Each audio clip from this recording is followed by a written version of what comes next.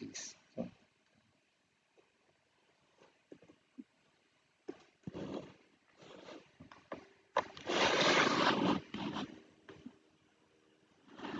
Listo, ahora sí.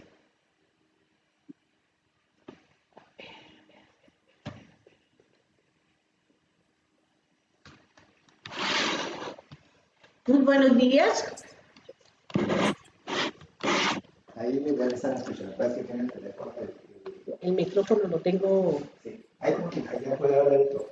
Ah, yo ya puedo hablar. Sí, sí, ya. El Ya. micrófono está puesto. Sí, sí, ya.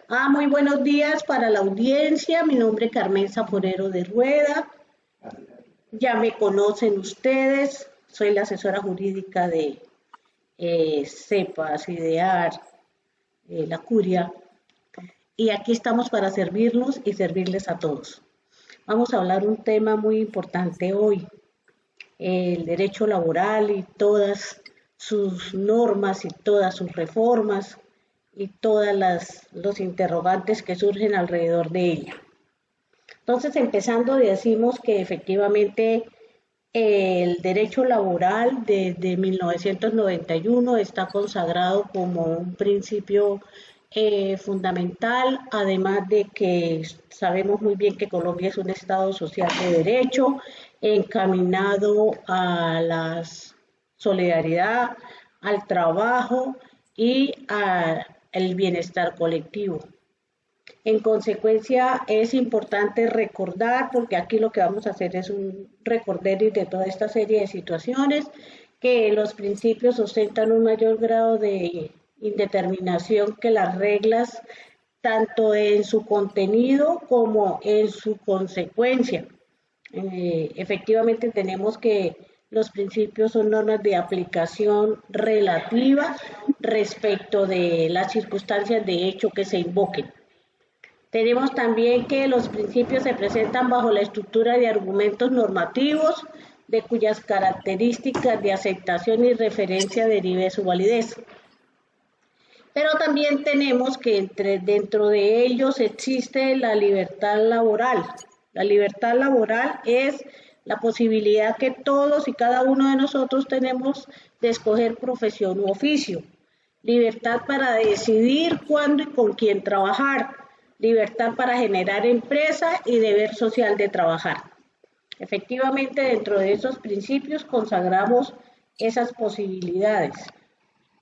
La protección al trabajo, fundamento constitucional, preferencia estatal por el trabajador. ¿Por qué preferencia estatal por el trabajador? Cuando tenemos efectivamente situaciones anómalas que perjudican y que causan perjuicios irremediables al trabajador, por ejemplo, el trabajador que está incapacitado o el trabajador que está discapacitado o el trabajador que está enfermo o el trabajador que tiene restricciones laborales, todos ellos tienen efectivamente protección laboral.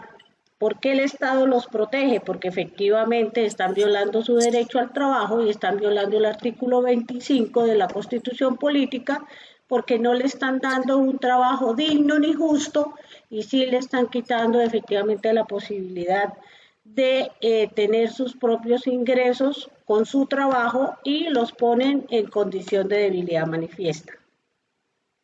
La presunción de la inferioridad del trabajador frente al empleador, eso es una condición efectivamente laboral. Tenemos que el artículo primero del Código Sustantivo del Trabajo establece que debe haber un equilibrio entre el capital y el trabajo bajo los parámetros de la equidad y de la justicia social. En consecuencia, siempre vamos a tener que el trabajador es la parte débil de la relación laboral. ¿Por qué? El trabajador se va, el trabajador deja de tener ingresos, la empresa continúa, el capital sigue fluyendo y efectivamente por eso la línea tan delgada que hay entre empleador y trabajador se deriva efectivamente de esa inferioridad que tiene el trabajador frente al empleador. Protección a todas las actividades que dignifiquen al hombre. Efectivamente tenemos en cuenta que estas condiciones hacen que le demos aplicación al artículo 58 por cuanto se establece que debemos respetar la dignidad y debemos respetar el honor y la moral del trabajador como una obligación del empleador. Aplicación más favorable de las normas. Siempre se va a aplicar lo que favorezca más al trabajador. Esa aplicación de la favorabilidad implica que, por ejemplo, si yo trabajo los domingos y resulta que en el contrato me colocaron que solamente me van a pagar 2 domingos de los 3 que trabaje, ¿qué es lo favorable que le debe aplicar al trabajador? No que se le paguen 2, así está contemplado en el contrato, sino que se le paguen los que trabajan. Eso depende, esa es la favorabilidad, darle al trabajador lo que le corresponde y si fue menos lo que se estableció, darle lo que la ley establece. El sistema legal de presunciones. En el Código Sustantivo del Trabajo, en el artículo 24 del Código, se establece que hay una presunción legal. Se presume que existe contrato de trabajo con las personas que efectivamente ejercen actividades liberales. ¿Por qué se presume? Porque en el Código Sustantivo del Trabajo no existe el contrato de prestación de servicios entre personas naturales. El contrato de prestación de servicios se establece indiscutiblemente en el artículo 32 del Código Sustantivo y es cuando el contratista y el contratante que ejerzan actividades propias de la empresa ejerzan dichas actividades, pero con las condiciones de que existe la solidaridad entre contratante y contratista y los terceros que el contratista lleve a trabajar. Es la única mención que hace el Código Sustantivo en cuanto se refiere a los contratistas. El sistema de protección social. En Colombia existe precisamente la protección social que conlleva a que el empleador le provea al trabajador la seguridad social, afiliarlos a salud, a riesgos, a pensiones, a las cajas de compensación familiar, a facilitarles todo lo concerniente a salud y seguridad en el trabajo, a otorgarles los mecanismos de promoción de la salud y prevención de la enfermedad durante todos la vigencia de sus contratos. Efectivamente, a eso se refiere indiscutiblemente lo que se tenga que ver con protección social. Pasando a un tema importante, tenemos que los contratos de trabajo en Colombia son aquellos que efectivamente se ejercen entre una persona natural y una persona jurídica, dentro de los cuales se establece que el trabajador le presta el servicio y el empleador le paga el salario. Dentro de tales condiciones se establecen 3 elementos muy importantes que son la subordinación, la prestación personal del servicio y la remuneración.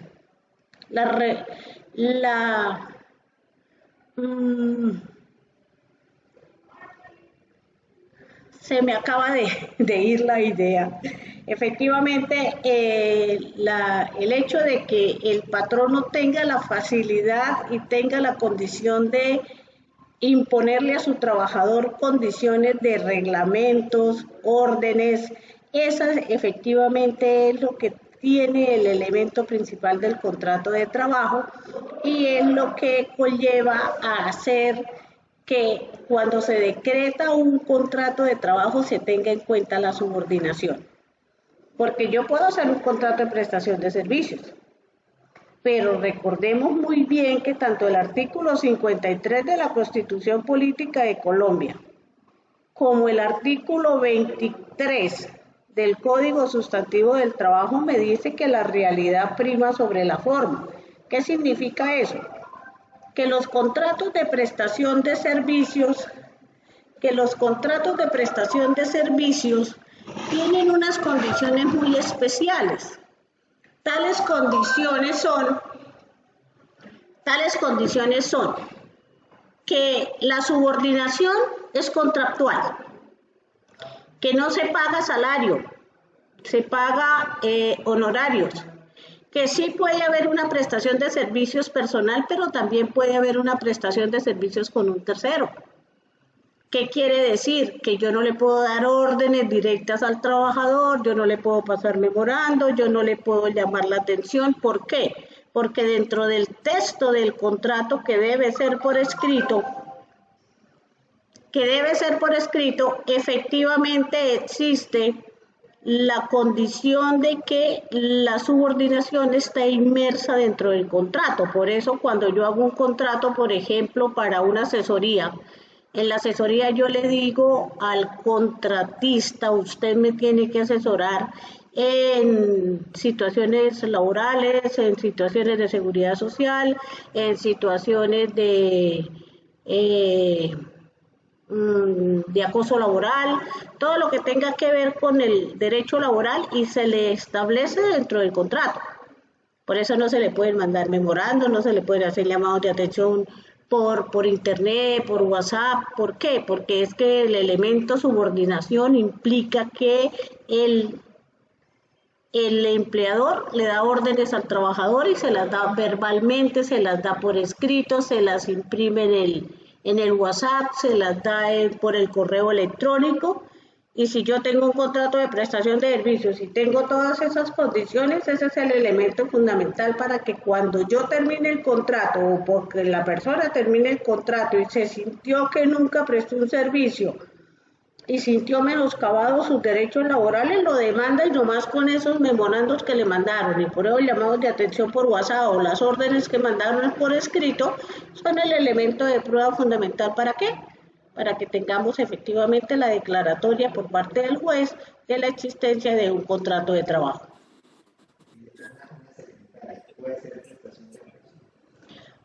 Una secretaria no puede hacer prestación de servicios.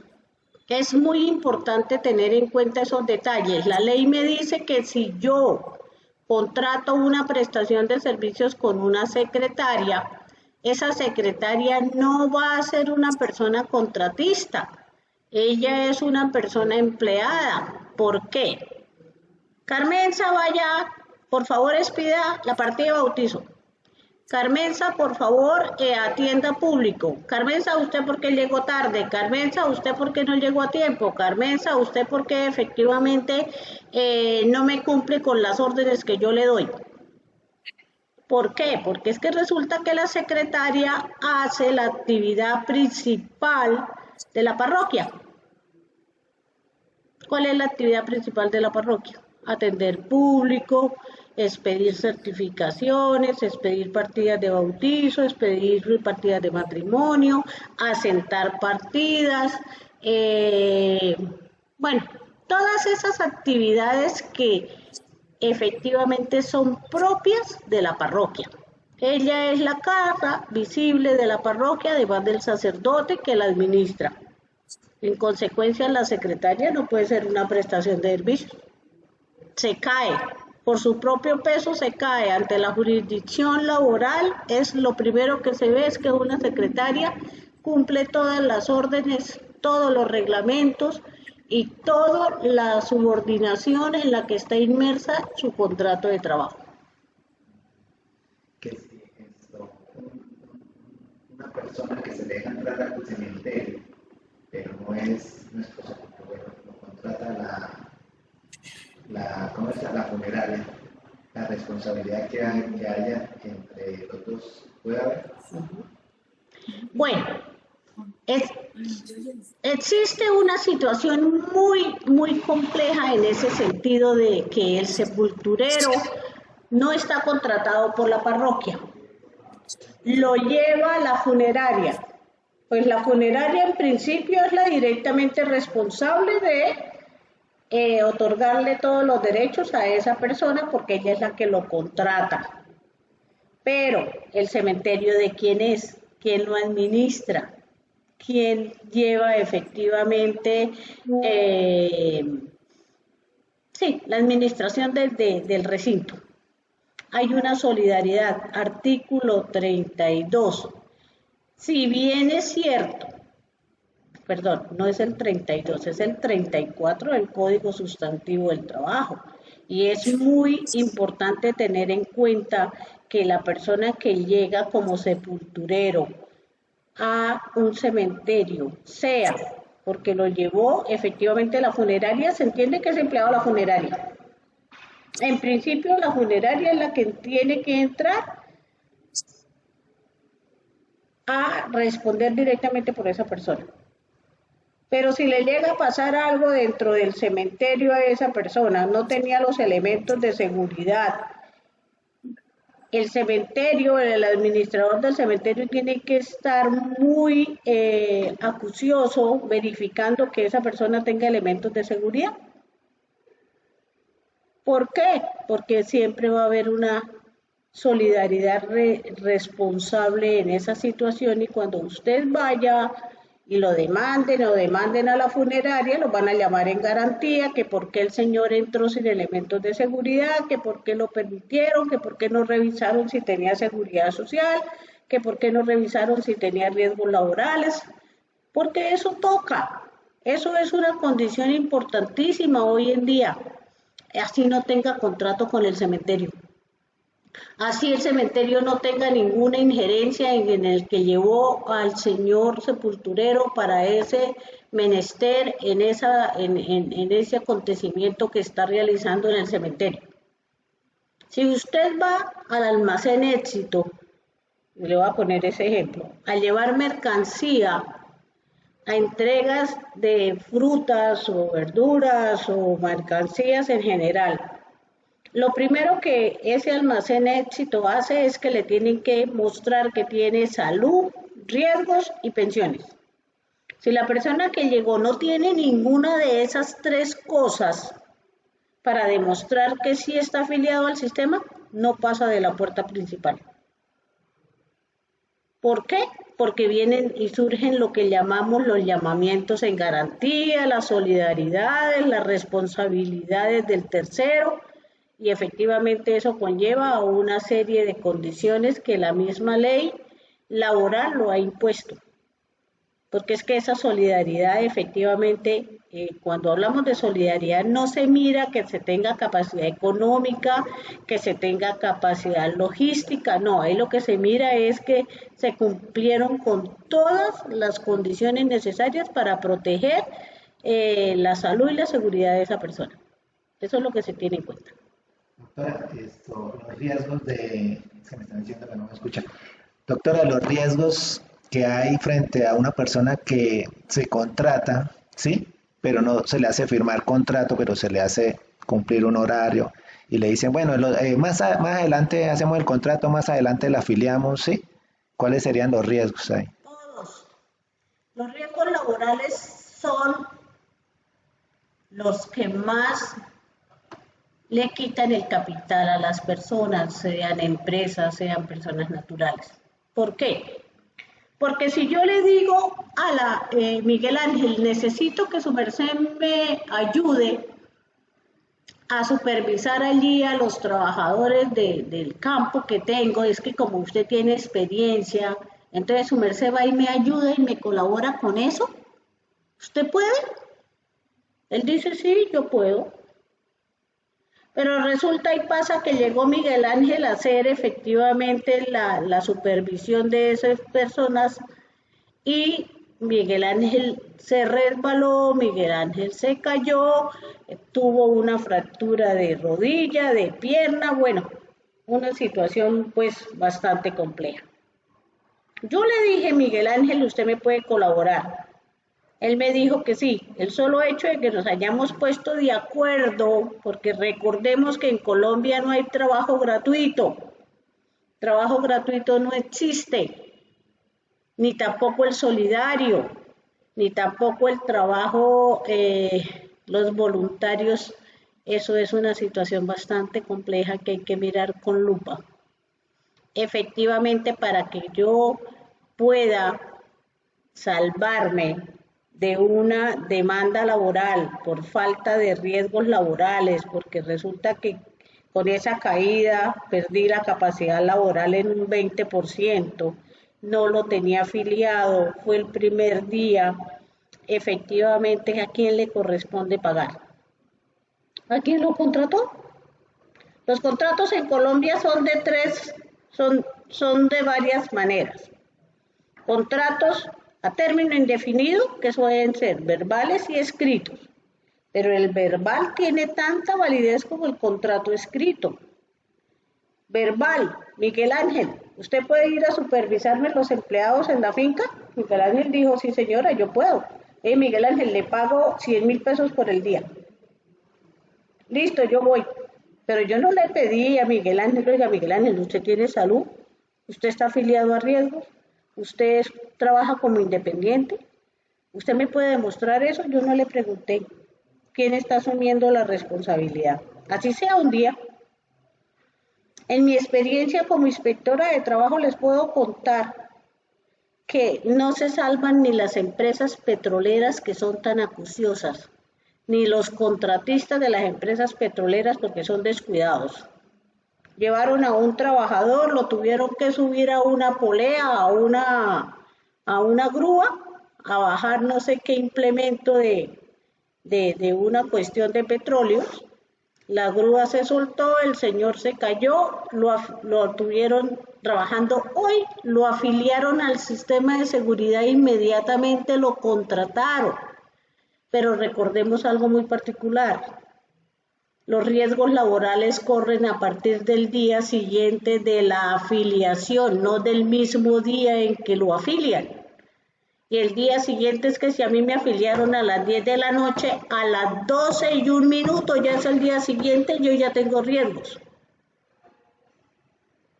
Pero efectivamente tengo que tener la certeza de que lo afilié, inmediatamente empezó a trabajar, pero no me lo van a cubrir ese día, me lo van a cubrir al día siguiente. Y el accidente se presentó y el señor quedó parapléjico. Imagínense eso. Con respecto a los voluntarios, si alguna persona quiere hacer una pregunta, por favor abra su micrófono. Bueno, sí, vamos a darle la palabra al padre.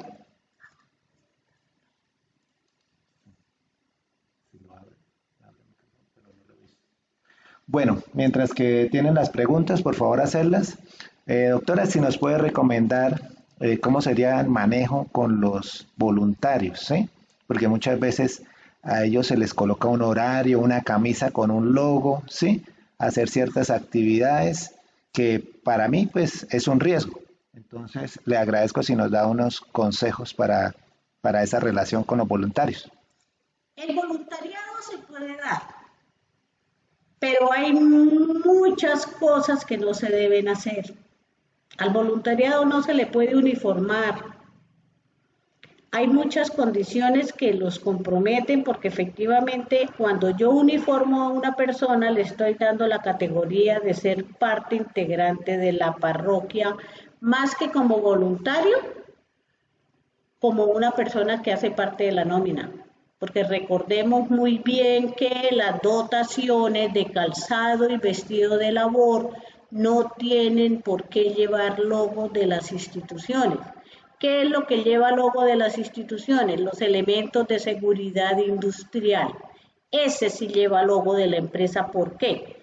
Porque recordemos que la dotación del artículo 230, 231, 232 hasta el 235, que establece efectivamente el Código Sustantivo del Trabajo, es una prestación en especie que se le entrega al trabajador a título gratuito. Luego no tiene por qué llevar marcas de ninguna clase. Los elementos de seguridad de los artículos 323, si no me estoy equivocando, que establecen los elementos de seguridad industrial, es el propietario de esos elementos de seguridad industrial, es el empleador. Él le tiene que dar los cascos, las botas, las gafas, los tapabocas, los tapaoídos, todos los elementos, las botas de puntera, su vestido para protección, por ejemplo, para el frío o para el calor o para las actividades que se realizan, toda esa serie de cosas, eso sí lleva logo, eso sí lleva un logo, ¿ya? Las empresas, por ejemplo, de vigilancia privada, los elementos que le entregan al trabajador no es la dotación de calzado y vestido de labor. Ellos le entregan su elemento de seguridad industrial, que es el uniforme, que sí va marcado con el logo de la empresa, porque lo tiene que llevar por una exigencia de la Superintendencia de Vigilancia, pero efectivamente tenemos que tener en cuenta que esas entidades obligan a que tengan ese tipo de uniformes para que distingan de qué empresas son. Pero no cualquiera de las entidades le tiene que poner nombre, por ejemplo, a la camisa, o no, esos ya son elementos como de seguridad industrial, más no calzado y vestido de labor, porque no tiene por qué llevar el logo. ¿Ya? Acá hace una pregunta precisamente sobre eso. Si la persona es una prestación de servicio porque está cubriendo unas vacaciones, ¿a ella se le puede entregar dotación? No. No se le debe entregar dotación, porque la dotación solamente se le entrega a la persona que está contratada mediante contrato de trabajo. ¿Por qué? Porque la dotación es un elemento que significa subordinación para el empleador. Bueno, acá alguna persona nos dice que definitivamente es con los voluntarios, ¿qué podríamos hacer? Con los voluntarios se les puede efectivamente poner condiciones de que demuestren que tienen seguridad social. Porque un accidente de un voluntario que no tenga seguridad social, la iglesia va a ser responsable. Contratos con voluntarios no hay. El voluntariado no tiene contratación. ¿Cómo contrato yo a un voluntario? No se puede hacer un contrato de un voluntariado, porque es que eso se convierte en un arma de doble filo. ¿Por qué? Porque si yo voy a hacer un contrato con un voluntario, yo estoy haciendo un acuerdo de voluntades. Recordemos que en Colombia no hay trabajo gratuito. No se le puede establecer a una persona que venga a hacer una actividad laboral gratuitamente. ¿Por qué? Porque el mismo código lo prohíbe. Usted no puede hacer efectivamente trueque con el salario del trabajador. Su merced no puede hacer en ningún momento un cambio de cosas, perdóneme, entre que yo le doy la posada, le doy la comida y usted me hace de voluntario, o usted me hace de campanero, o usted me hace del aseo de la iglesia, porque usted es voluntario y a cambio yo le doy la comida y la posada. Eso no se puede hacer, eso no está permitido.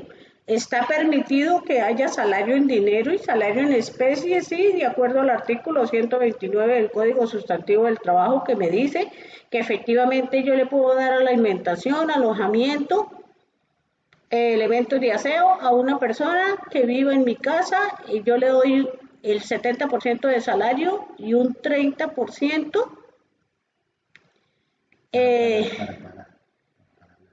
y un 70% en salario y un 30% que equivale al salario en especie, que yo le estoy ofreciendo la alimentación, el alojamiento, los elementos de aseo, todo lo que usted tiene y todas las ventajas que tiene en la casa. ¿Ya? Pero no hay un trabajo gratuito o un trabajo de trueque que yo lo pueda convertir efectivamente en una situación de que yo le doy esto y usted a cambio me da esto. No puede ser desde ese punto de vista. Periodos de prueba.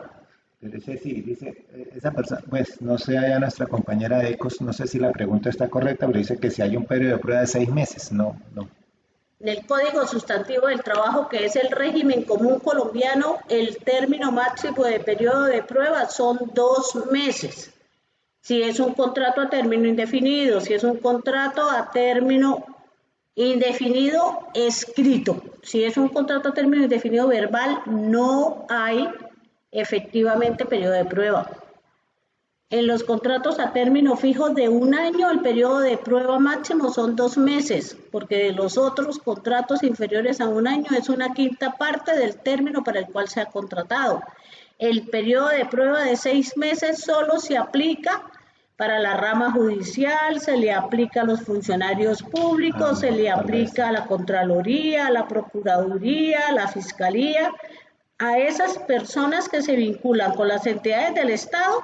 El periodo de prueba sí son 6 meses, pero en el Código Sustantivo del Trabajo, que es el régimen común que nos rige a nosotros y a ustedes, efectivamente lo máximo son 2 meses. Tal vez lo que ella quiere preguntar es que si se le da durante el periodo de prueba, que si se le da dotación.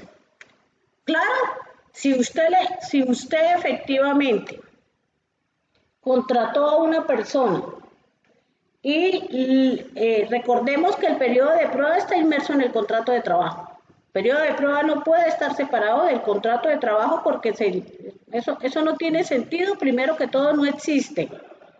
No se puede dar desde ese punto de vista. Segundo, el periodo de prueba tiene que estar por escrito. Que si usted es una persona que entrega dotación para todos sus empleados el 1 de enero y les entrega 3 dotaciones para el año y usted contrató una persona que entró el 1 de enero y está en periodo de prueba, se entiende que efectivamente a esa persona pues le están entregando la dotación, ¿ya? Aunque la ley en el artículo 230 del Código Sustantivo me dice que la dotación se le entrega a todas las empresas que tengan desde un trabajador y se le entrega después de 3 meses de haber iniciado el contrato. 3 meses después de haber iniciado el contrato. ¿Qué significa? Que si yo tengo un trabajador que lo contraté el 1 de enero y la primera dotación de acuerdo a la ley, artículo 231 del Código, se la debo entregar el 30 de abril, pues yo le entrego la dotación el 30 de abril. Pero si efectivamente lo contraté en febrero, abril ya no tiene 3 meses. Febrero, marzo, al 30 de abril tiene solamente 3 meses y la norma me dice que tenga más de 3 meses. Luego no le voy a entregar dotación en abril, sino que se la entrego en agosto. Que las dotaciones se deben entregar 30 de abril, 30 de agosto y 20 de diciembre. ¿Cuántas? La norma no me dice. Pero si el empleador decidió que iba a entregar las 3 dotaciones del año en el 1 de enero, pues esas 3 dotaciones me cubren las del 30 de abril, las del 30 de agosto y las del 20 de diciembre. Pero hágame firmar de que me entregaron dotación correspondiente al año. Listo, gracias, doctora. El padre... Soy indefinido, perdón esa pregunta. El padre Luis Morales quiere hacer una pregunta. Sí, hace rato levantó la mano. Respecto a la... ¿Me escuchan? Sí, padre, lo escucho. Respecto a la dotación. Bueno, dice que la dotación no debe que llevar logos ni nada por el estilo. Pero, por ejemplo, en el caso de las emisoras, que necesitamos a veces que el locutor salga a hacer un cubrimiento, entonces para que sepan que es de la emisora, entonces uno normalmente le coloca el logo como para darle más identidad de la emisora, ¿sí? Eso está mal hecho, que se le ponga el logo a la camiseta del locutor o de la locutora, o está mal hecho que se uniformen los empleados, porque veo que si no se puede colocar logo, entonces con la curia no estarían uniformando todos, pero estarían en contra de la norma, porque ponerles uniformes es como colocarles un logo y una identificación. No, padre. Su merced me está hablando de los periodistas, ¿cierto? Yo entiendo, padre. No, en forma general, digamos. Bueno. Por ejemplo, en mi parroquia, tanto el secretario como la locutora, yo les coloco una camiseta donde está el logo de la parroquia como para darle más identidad. Listo, padre. Lo que ocurre es lo siguiente.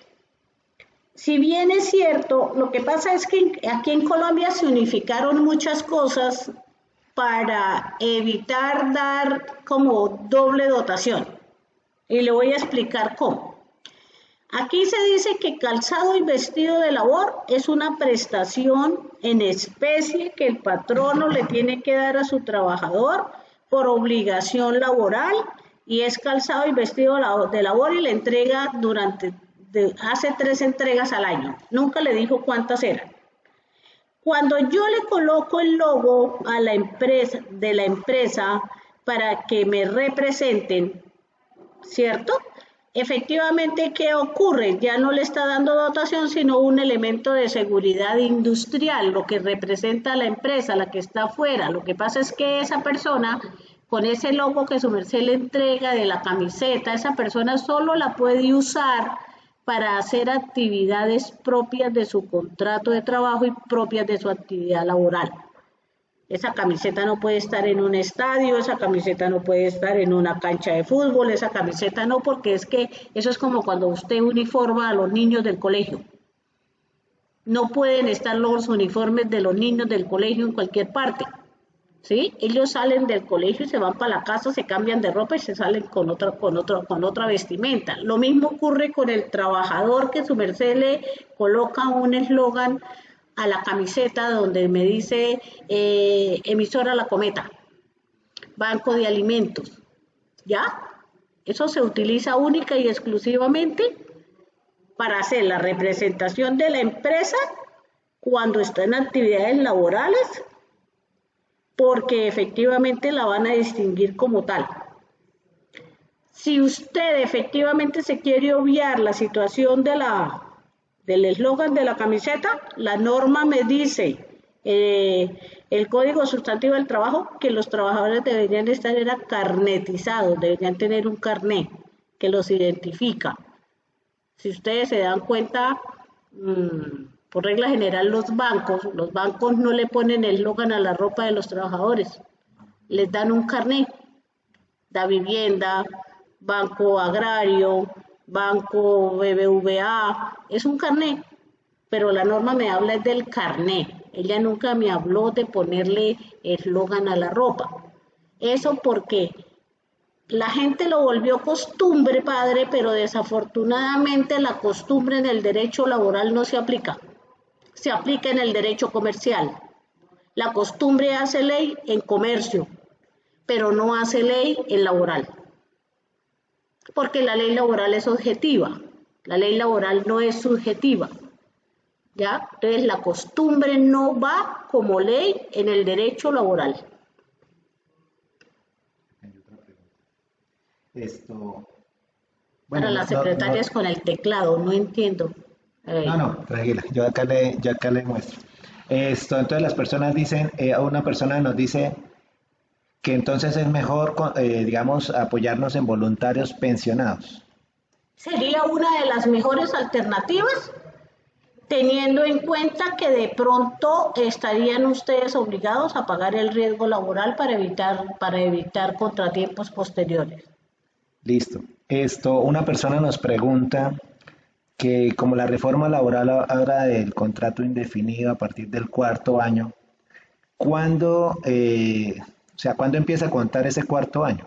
O sea, ¿a partir de ahorita de la reforma laboral o los que ya vienen con unos contratos año a año antes? La reforma laboral la 2466 del año 2025 empezó a regir el 1 de julio del año pasado. Se presume que a partir de la vigencia de la ley empiezan a correr los términos de los 4 años de los contratos a término fijo. No obstante, yo estuve en una capacitación con los magistrados de la Corte Suprema de Justicia de la Sala Laboral y decían que efectivamente los contratos que se iniciaron el 1 de enero del año pasado van a tener la favorabilidad de que esos 4 años se empiecen a contar a partir del momento en que empezaron esos contratos del año pasado. Pero por ley, por vigencia de la ley, empezaría en el 1 de julio. Pero si yo traigo un contrato de 6 meses del 1 de enero al 30 de junio del año pasado y la ley me sale el 1 de julio, entonces el segundo contrato que yo le hice a esa persona, que fue la renovación del primer contrato, va a tener la condición de que a partir de ese momento se van a contar los 4 años. ¿Ya? ¿Me hago entender? Sí, señora. Aquí tenemos otra pregunta. Bueno, en realidad son 2. ¿Ves? Más que todo es como un consejo para las 2 partes, para el empleado y para el empleador. Y es en el tema de que hay trabajadores que se pasan 10 minutos y entonces ya le están Que cobrando. no me entendieron. Bueno, Ah, ok. los contratos a término fijo de acuerdo, les voy a leer el artículo. Por favor, 2 minutos ya. Ah, Miguel Ángel, póngamele internet aquí a esto.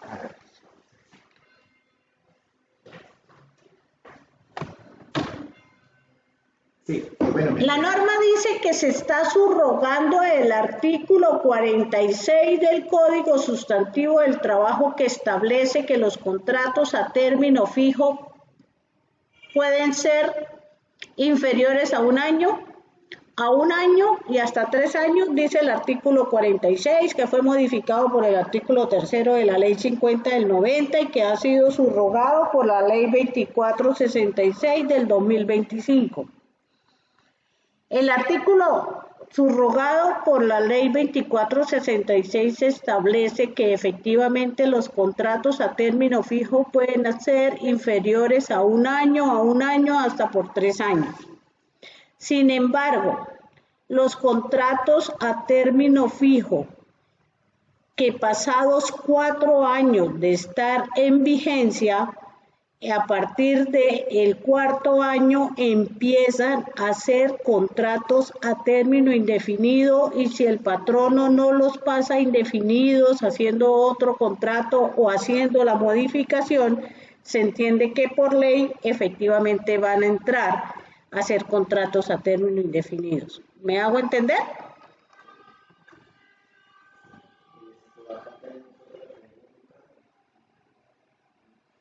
Bueno.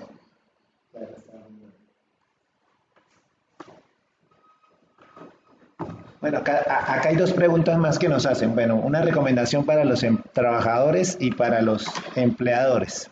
Es que a veces tenemos actividades que se nos pasan 10 minuticos después de la hora y entonces el trabajador de una vez pasa la solicitud de la hora extra.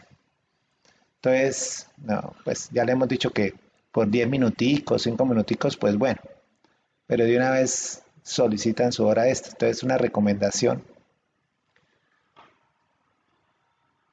El artículo 20 de la Ley 50 del 90 establece que el patrono está en la obligación de hacer capacitaciones a los trabajadores, hacer actividades recreativas, hacer toda una serie de actividades en pro del trabajador de acuerdo a la Ley 50 del 90, artículo 21, que efectivamente no ha tenido modificación. Si a mí el empleador me cita para una capacitación y se pasó 10 minutos, la norma y la jurisprudencia me ha dicho que esos 10 minutos no configuraría una hora extra o un minuto extra o una situación extra. Si a mí me llevan a hacer una actividad recreativa y eran 2 horas y yo me quedé 3, como ahí no pido que efectivamente me hagan una hora extra porque yo me quedé 1 hora más? En parte eso es falta de la solidaridad y de la lealtad del trabajador frente a las situaciones del empleador. El empleador le está ofreciendo al trabajador una capacitación, le está ofreciendo una actividad para el mejoramiento de sus condiciones de salud, para sus hábitos saludables. La norma no me dice que efectivamente debe haber una hora extra. La norma me dice que hay trabajo extra cuando efectivamente se pasan las 8 horas de trabajo diario, ¿cierto? Y hay hora extra porque se está haciendo la actividad, porque se requiere efectivamente que la actividad culmine. Por ejemplo, yo estoy haciendo una fabricación de camisas y necesito que me las entreguen hoy obligatoriamente, pero no me las pueden entregar dentro de las 8 horas. Tenemos que sobrepasar el tiempo. Se entiende que ahí hay una actividad continua que efectivamente se está haciendo para cumplir con una obligación de un pedido, una obligación de producción, una obligación propia de la actividad del trabajo. Pero en ninguna parte me dice que por yo pasarme 10 minutos en una capacitación para mejorar las condiciones de vida de mi trabajador, que eso es algo que no es continuo, no es permanente, no es todos los días. Ahí no habría esos 10 minutos de que yo tenga que pagarle los 10 minutos de hora extra al trabajador porque no es una actividad continua, no es permanente, no. ¿Ya? Eso es propio de la actividad de seguridad y salud del trabajo. Listo, gracias. Esto, acá hay otra pregunta. Dice, bueno, teniendo en cuenta lo que preguntaron del contrato indefinido, aún así, si el contrato se liquida cada año, ¿se sigue sumando? Sí, señor. Listo. Si yo liquido, O sea, para los 4 años para que se vuelva en indefinido. Colombia hay una particularidad. Los contratos a término fijo se hicieron con el fin no de que cada 3 meses usted esté cambiando el personal. Esa no fue la exposición de motivos que se dieron cuando se crearon los contratos a término fijo. Los contratos a término fijo se crearon con Ley 50 del 90. ¿Qué se pretendía en un momento determinado por la temporalidad de los contratos? La temporalidad de los contratos porque llegaban momentos en que las personas requerían un personal temporal y no lo podían tener más de 2, 3 meses que lo necesitaran y efectivamente se les abrió la puerta para poder hacer ese tipo de contratos porque antes de la Ley 50 del 90, el decreto 2351 del 65, establecía que efectivamente los contratos solamente podían ser a término indefinido o por obra o labor, que se establecían en el artículo 47 del Código Sustantivo del Trabajo, que aún permanece tal cual como está.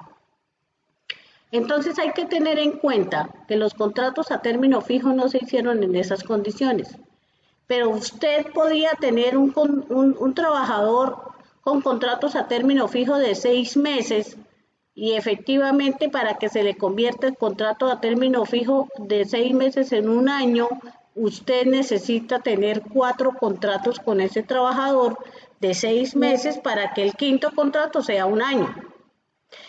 Los contratos, si usted lo liquida cada año, el contrato tiene continuidad porque usted lo liquidó y al día siguiente el trabajador está laborando.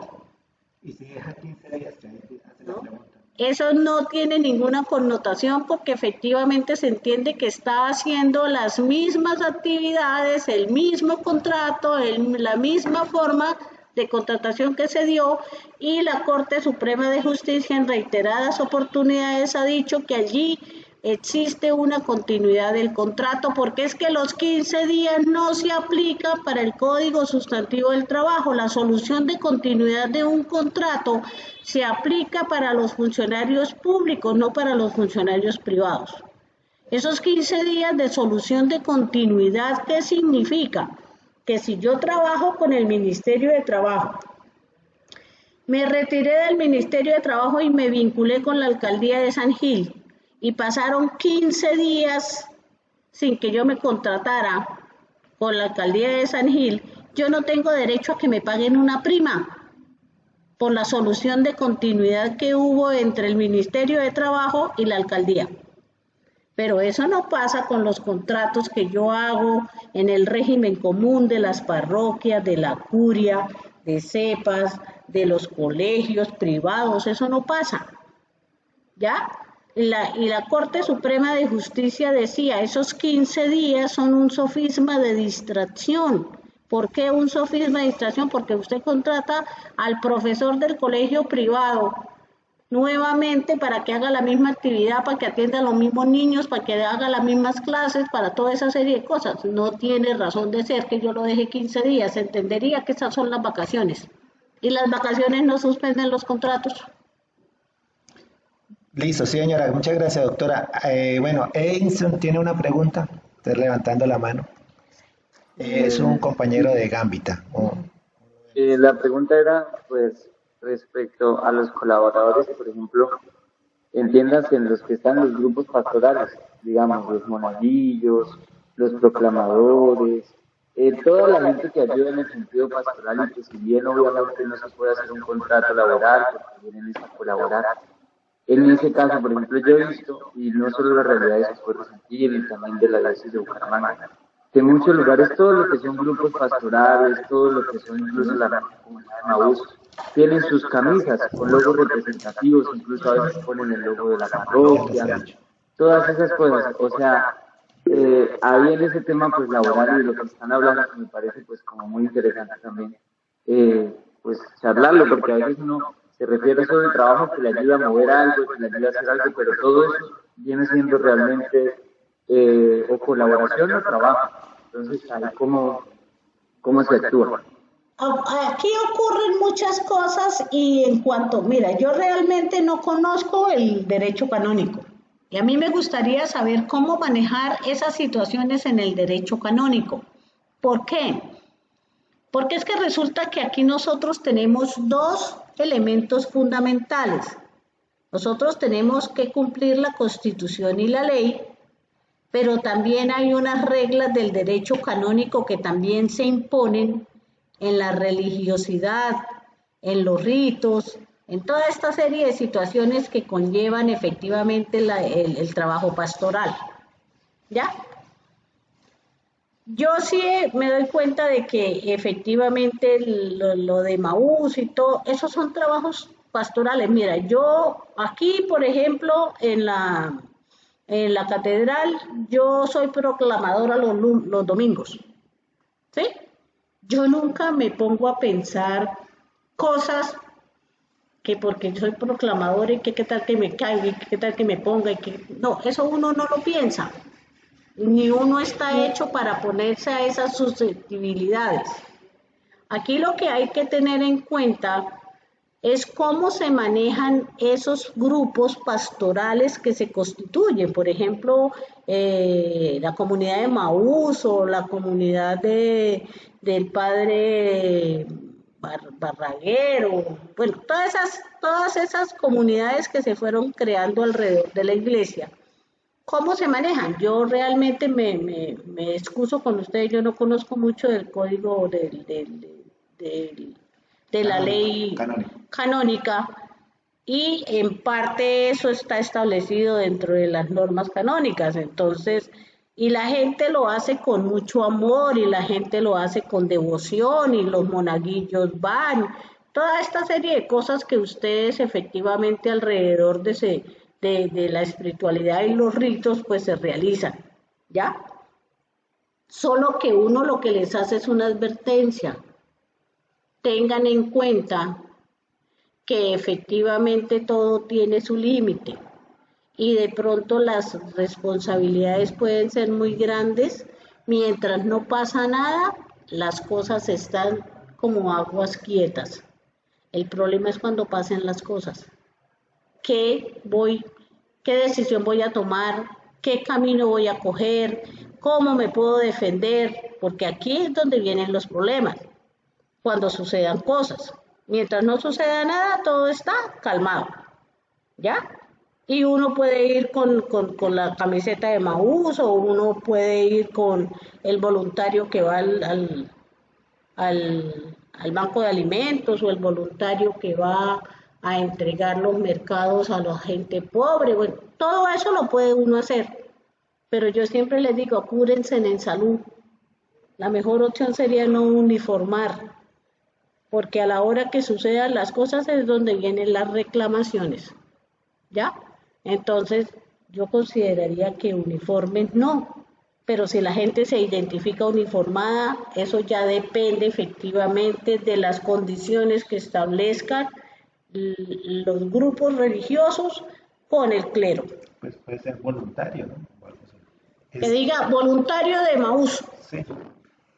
Gracias, doctora. Aquí está el padre Gerardo que nos quiere hacer una pregunta. Sí, Un poquito más fuerte, padre, que no se lo escucha.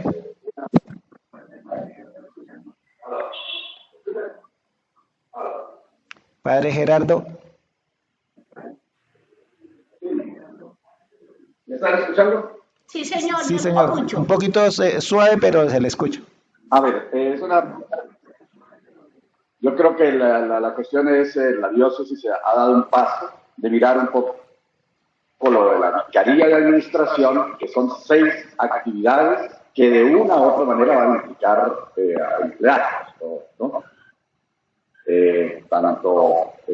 Bueno, la primera sí, pues es la parte negativa, es más voluntariado, más personas que por su carisma. Yo creo que ahí tendríamos que tener claro, allá eso está muy claro en la Biblia, hemos recibido unos dones, esos carismas, son dones para darlos, que gratis lo recibiste, lo gratis.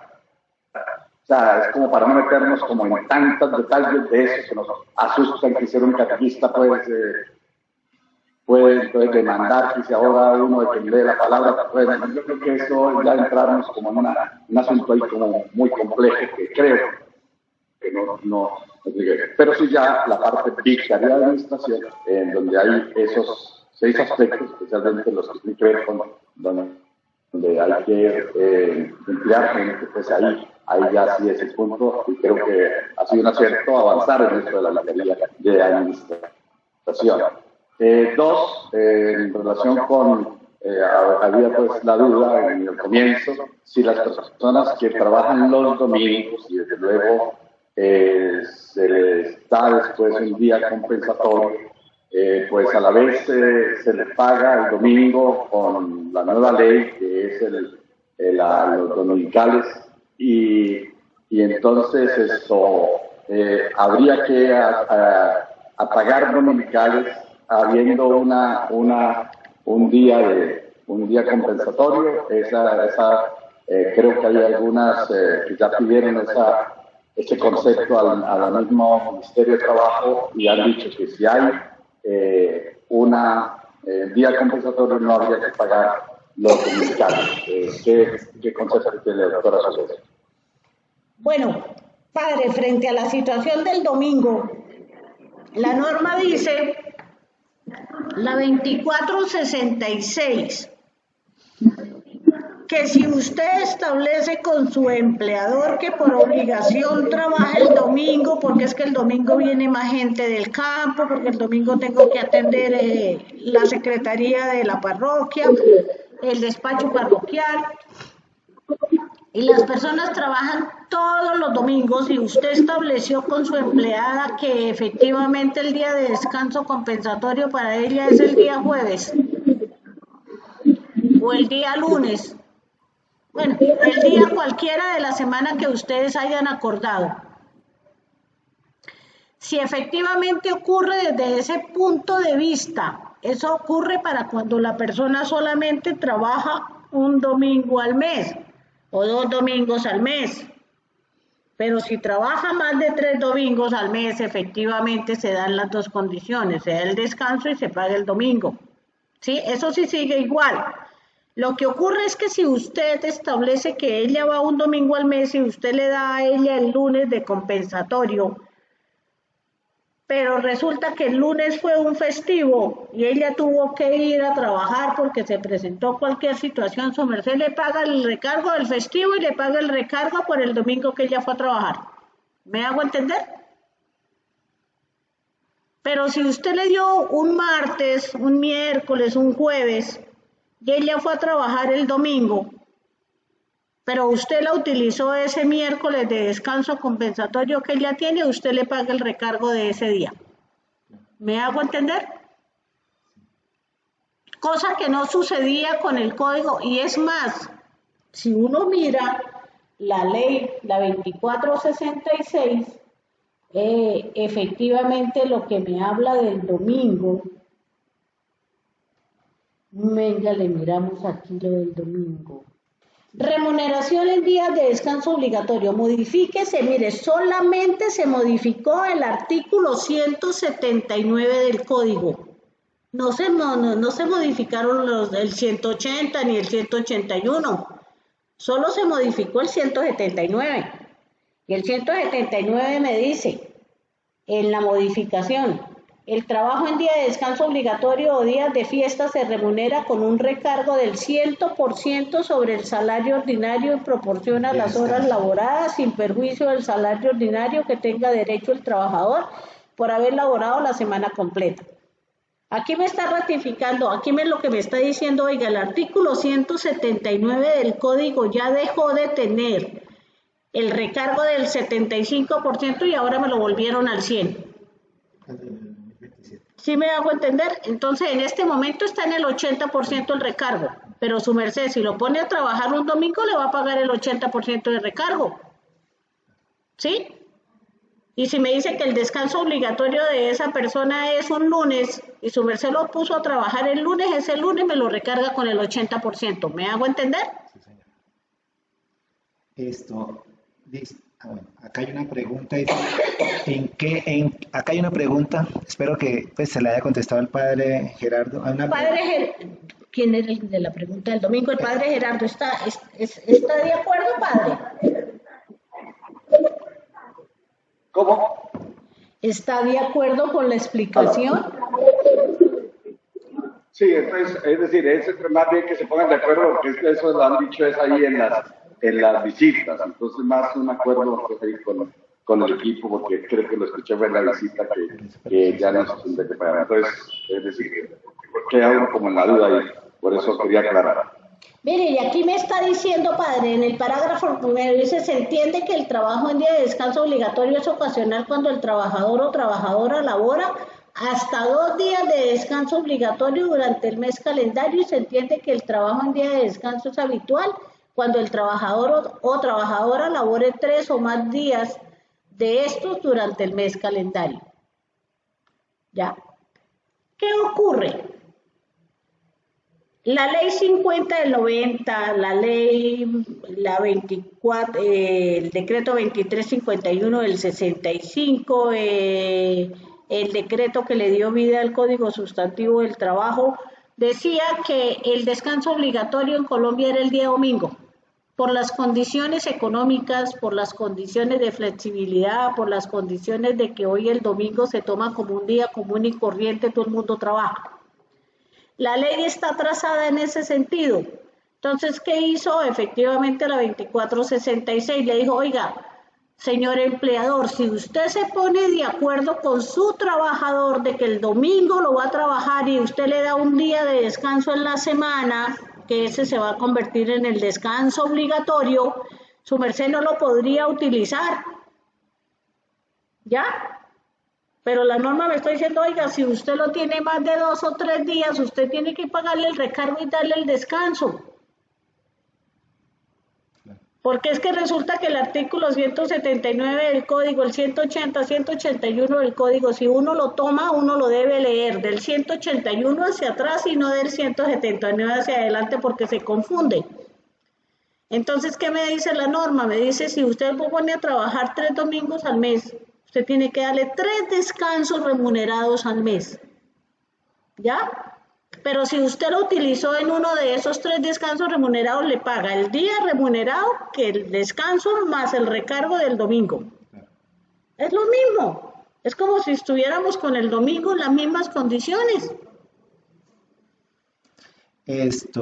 Bueno, doctora, yo creo que es finalmente porque no veo más preguntas acá. Nos hacen una pregunta para esos municipios que son muy pequeños. Perdón, qué pena. Miguel Ángel, tranquilo. Miguel Ángel, una cosa. No nos inventemos casos. Tenemos cosas concretas. Nuestras parroquias. Normalmente los domingos en la mañana se trabaja y se le da al empleado un miércoles, un jueves. Allí es el que todos los domingos trabaja. Todos los domingos porque las parroquias siempre los domingos se necesitan. ¿Sí? O casi todas las parroquias. Hay parroquias que ya no, porque ya lo hicieron así, ya lo organizaron. Pero la mayoría de parroquias pequeñas, de pueblos pequeños, los domingos en la mañana se trabaja y se le da un día distinto de descanso, siempre. ¿Hay recargo dominical, sí o no? Sí, ¿O lo está haciendo mal? Por el mediodía. Pero como se pactan ahora con el contrato. Pero si lo pactaron de que le van a dar el descanso remunerado, es que mira, vea, eso tiene tanto de largo como de ancho y perdónenme que no sea una persona flexible en ese sentido. Con la ley 789 del año 2002, se dijo que efectivamente el descanso remunerado podría ser el sábado. Listo, se hizo que era el sábado y todo el mundo salía el sábado y el sábado no trabajaban y trabajaban el domingo. Con las cuestiones de las cooperativas o con las cuestiones de las parroquias, ¿sí? Descansaban el sábado, aquí descansan el martes, descansan el miércoles, el día que sea necesario. ¿Ya? Pero resulta y pasa que cuando yo llego a la instancia judicial, en el derecho, en Colombia hay 3 verdades: la verdad suya, la verdad mía y la verdad verdadera. ¿Cuál es la verdadera? No sé. Si es la del juez, si es la del abogado o si es el del patrón. Cada uno tiene su propia verdad, pero el derecho es muy subjetivo. Y efectivamente con la 789 vinieron cualquier cantidad de problemas por el descanso remunerado, por el descanso obligatorio del sábado. No se pudo cumplir porque efectivamente con el respeto de los cleros, de las sectas religiosas, de toda esta serie de situaciones, el sábado para muchos era ventajoso que se descansara, pero para otros no. Entonces, ¿qué vino ocurriendo con eso? Que la Corte Suprema de Justicia se vino pronunciando al respecto con relación a esos descansos, porque se tergiversaron los descansos para las personas que trabajaban el domingo. Se sigue teniendo la misma condición mientras no reformemos el Código Sustantivo del Trabajo en toda su extensión. Esto se presta para muchas interpretaciones. Aquí tenemos una pregunta, creo que es la última, no sé si alguien tiene otra pregunta. El auxilio de transporte, pues es que tenemos municipios pues muy pequeños, ¿sí? Pero bueno, independientemente de que si sea pequeño o grande, ¿hay que pagar el auxilio de transporte? El auxilio de transporte se le paga para las personas que lo requieran. ¿Quién lo requiere? El que se moviliza en transporte urbano o intermunicipal de un sitio a otro requiere de auxilio de transporte. O sea, si vive, por ejemplo, a, no sé, 5 cuadras de la parroquia. En los municipios pequeños, de acuerdo a los conocimientos de la Corte Suprema de Justicia, yo tengo 5 casos de mogotes de unos trabajadores, me han fallado 4 casos que no necesitan el transporte porque viven en la circunscripción del pueblo. El pueblo no tiene efectivamente transporte urbano y han declarado que no existe la obligación. Ok. Listo. Bueno. En últimas, lo que sí se puede para beneficio del trabajador y que le sea más favorable es que cuando lo vayan a liquidar a final de año para las cesantías, le coloquen el auxilio de transporte para la liquidación de prestaciones, de cesantías y de prima, pero no están obligados a pagarlo mensualmente. Ok, listo. Bueno, no sé si hay otra pregunta, si no, pues... Hay una pregunta, me interesa lo que está diciendo. Miguel. Señor. Miguel, quiero decir algo. Qué pena que me escuchen. El padre Oscar. Sí, padre Oscar, ¿cómo está? Buenos días. Para todos, ¿no? Pero usted también. Gracias, doctora. Esto es que, perdonen que eche para atrás, pero yo quedé otra vez con angustia del domingo. Entonces, si logré entender en conclusión, como para que vayamos tratando de que todos hablemos el mismo idioma, en conclusión, aunque en todas las parroquias hay un día compensatorio, donde se trabaja al menos mediodía del domingo, porque son los 4 domingos del mes, mediodía, se les da el día compensatorio a los empleados y se les paga el recargo por mediodía, ¿verdad? Exactamente, padre, porque el parágrafo primero del artículo 14 que modificó el artículo 179 del Código Sustantivo del Trabajo me dice: parágrafo primero, se entiende que el trabajo en día de descanso obligatorio es ocasional cuando el trabajador o trabajadora labora hasta 2 días de descanso obligatorio durante el mes calendario. Ahí, cuando ese trabajador solo labora hasta 2 días en el mes, ustedes tienen 2 condiciones: o lo pagan y no dan descanso, o dan el descanso y no lo pagan. Eso es lo que la norma está diciendo. Y se mantiene tal como el artículo 179 del Código en su extensión. Pero también me dice, se entiende que el trabajo en día de descanso es habitual cuando el trabajador o trabajadora labora 3 o más domingos al mes, o más de estos durante el mes calendario.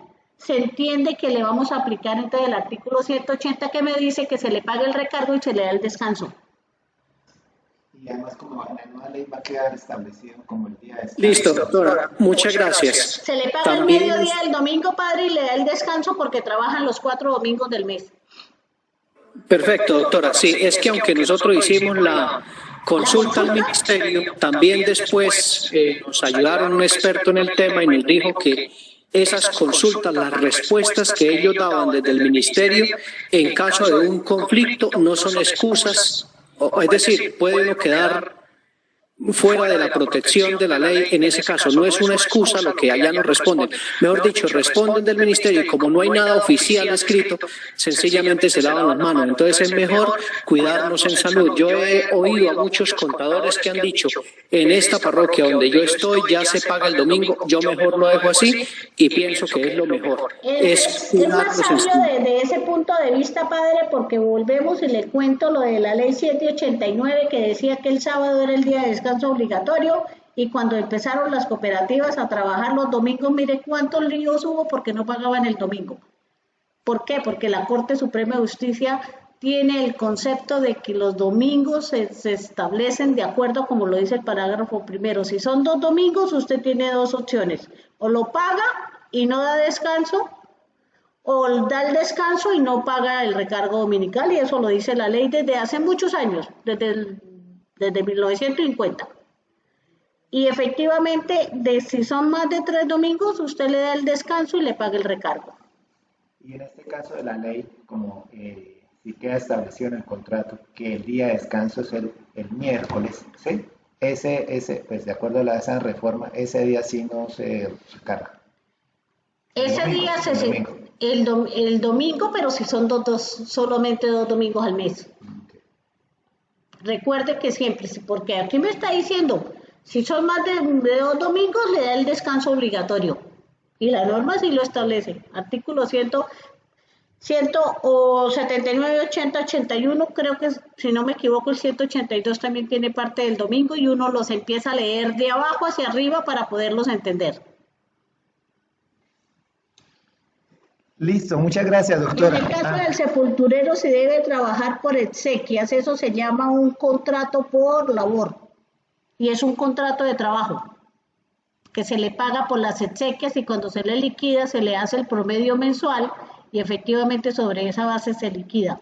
Es por hora labor. Por labor. Que muere uno por ahí cada... No me refiero a que él venga a exequias el día. No, yo no estoy hablando del descanso. Yo su merced me dice, si él hace trabajo por exequias. En la semana hubo 2 difuntos. Él fue cuando efectivamente tuvo que ir a hacer efectivamente la sepultura de esos 2 difuntos. No, lo que quiere decir la persona es que él tiene un miércoles que es el día de descanso. Preciso, ese día se murió alguien, entonces hacen ir al trabajador a ese día. Ese día le pagan doble. Se le debe pagar el día más el recargo más darle un día de descanso. No, porque ya se lo están utilizando. Ya no le da más descanso. Ok. No, porque están utilizando el día de descanso de él. Preciso es que preciso muere los miércoles. Por eso. Entonces traten de no establecer más o menos el día que ustedes saben que lo van a ocupar, que esté descansando. Pero no es que es... Porque si el señor no está en el pueblo, si se fue, salió del pueblo. Sí. Bueno, entonces le damos... Y el padre Gerardo gracias. dejó la mano arriba, si va a hacer otra pregunta. No, espera que no. Bueno, no sé si hay más preguntas, entonces de todas maneras terminamos acá nuestra capacitación. Le damos las gracias a todos, esperamos haber resuelto algunas de las preguntas que teníamos con contratación, ¿listo? Le agradecemos a todos su participación. Si requieren algún servicio, aquí estamos a la orden para atenderlos. Y ya les vamos a compartir el listado de asistencia, ¿listo? Muy amable a todos, muchas gracias.